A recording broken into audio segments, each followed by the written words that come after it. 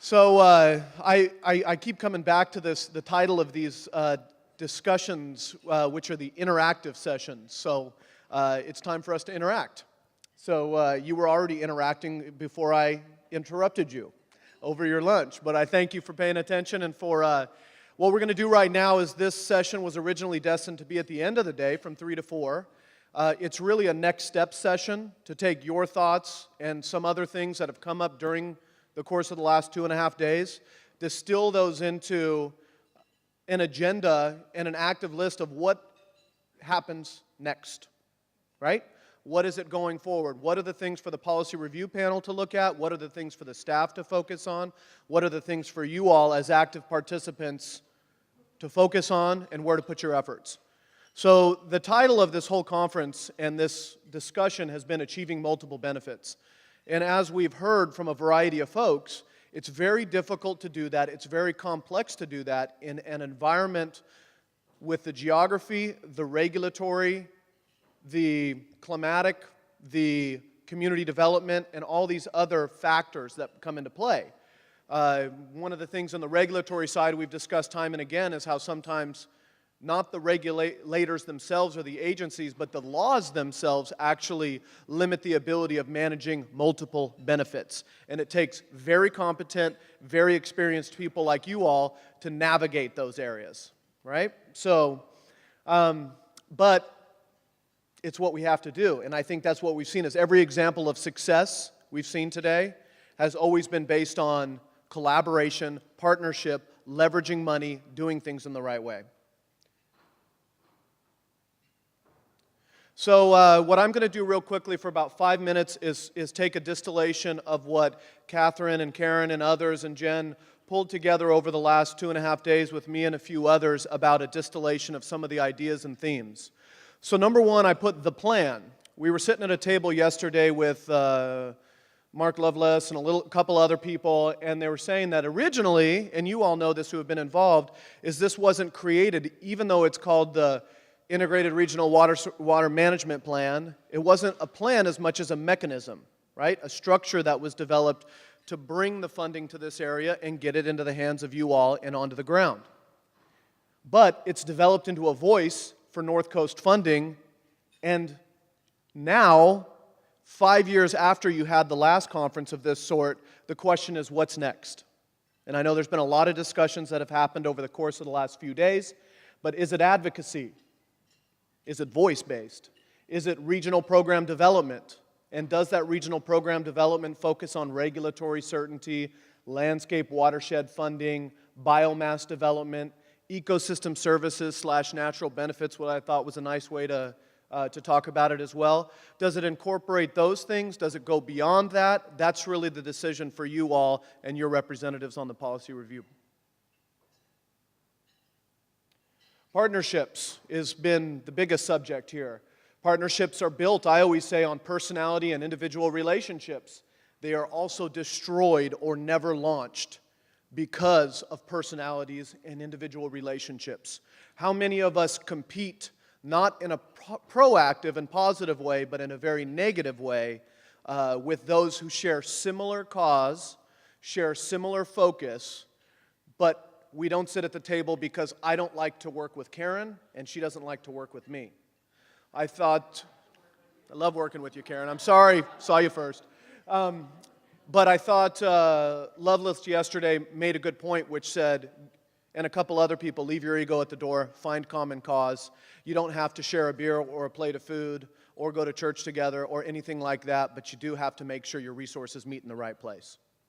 I thought a good addition to part of the partnership, collaboration, coordination conversation is what about competition? You all know in this room we're talking about partnerships, but you all compete for funds, right? Let's be honest. And one of the things that's a difficulty, not just with the IRWIMP program, but with foundations and other sources, is when folks stop sharing contacts of funders because they want to keep it within their own little network. I think for the individual, that's a nice thing to do. I got a grant from the Moore Foundation. I got a grant from the Bechtel Foundation.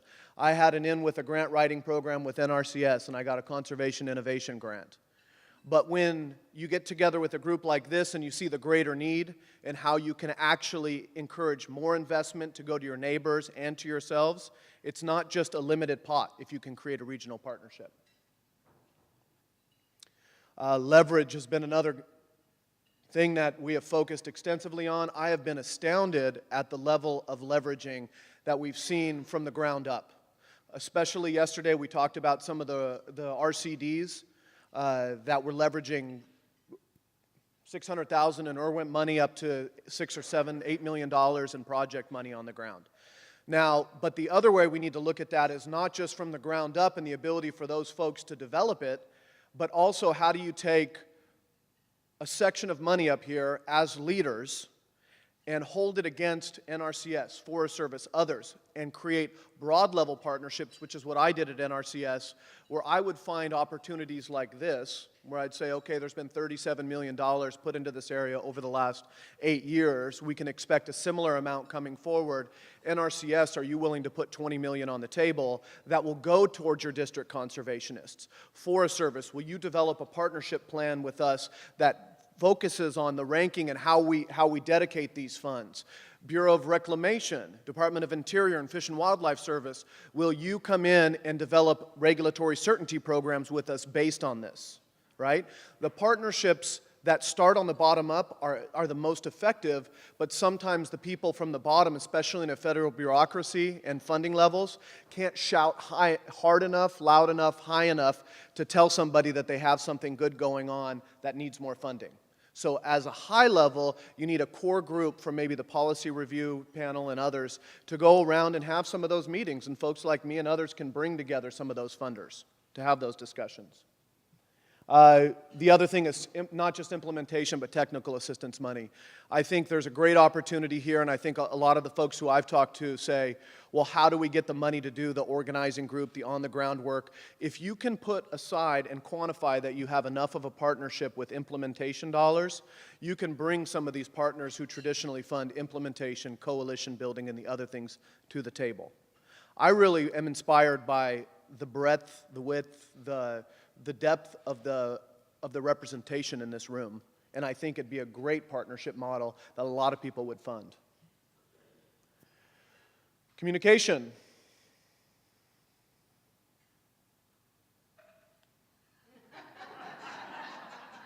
I just didn't get funding because I didn't read my... No, it's very true. You can do amazing work and it can be sustainable on the ground level and within your community, but if you are competing for funding, you got to be a salesman or a saleswoman. You got to share it, and we talked about that earlier. Equity. There was a discussion that came up in one of the first panels about ethics and equity of where should money go, where should projects go. Should it go towards waters that are cohabitated by salmon and by those who drink the water that comes out of that?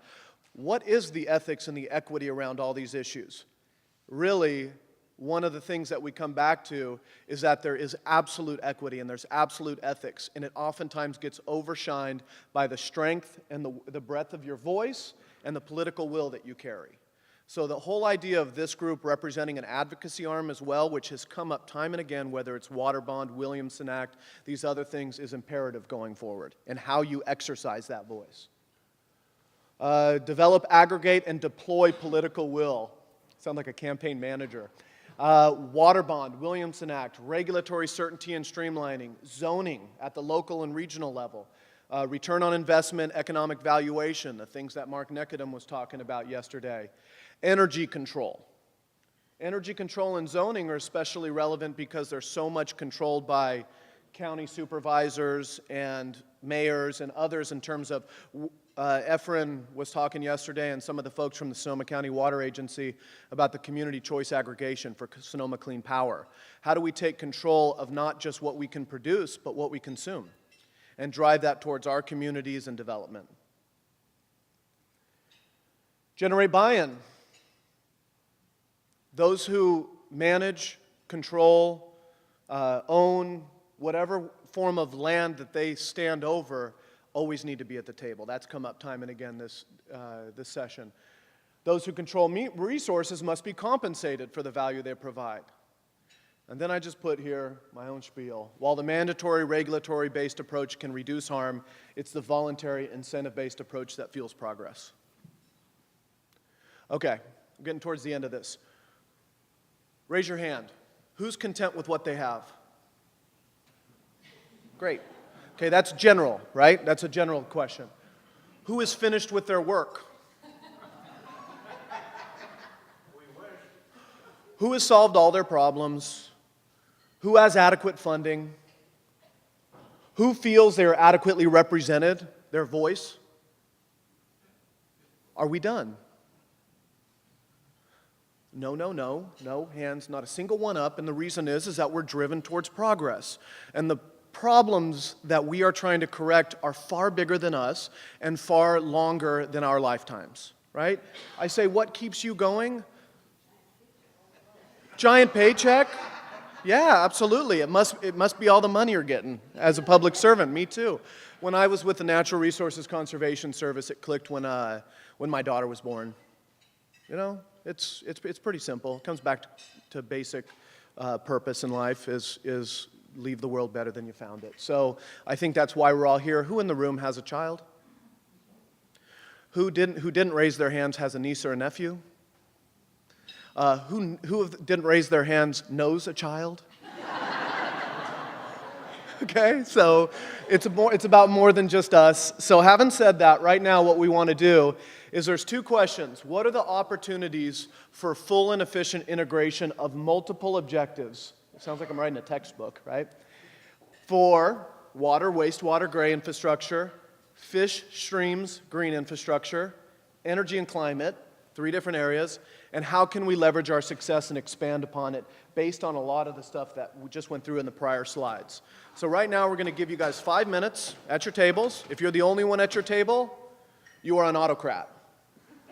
If you are multiple people at your table, democracy reigns true. I want you to talk about what are your priorities, right? Think about these questions, but also things that came over the course of the last couple days. We're going to put up a word sheet and start to type up what people want us to follow up on. We're going to call on different tables, and people are going to get heard, and they're going to get to put what they want on the follow-up list. Now, this isn't a time to go on a diatribe. We've done that over the course of the last 2.5 days. We've all had a chance to speak our mind. This is a time to put specific requests and specific items that you want to see followed up on by the staff, by the folks who are consulting with them, by the policy review panel, by the technical review panel, and so on. So take 5 minutes to yourself, and then we'll start calling on people. That'll be the interactive part, because what I just did was not interactive.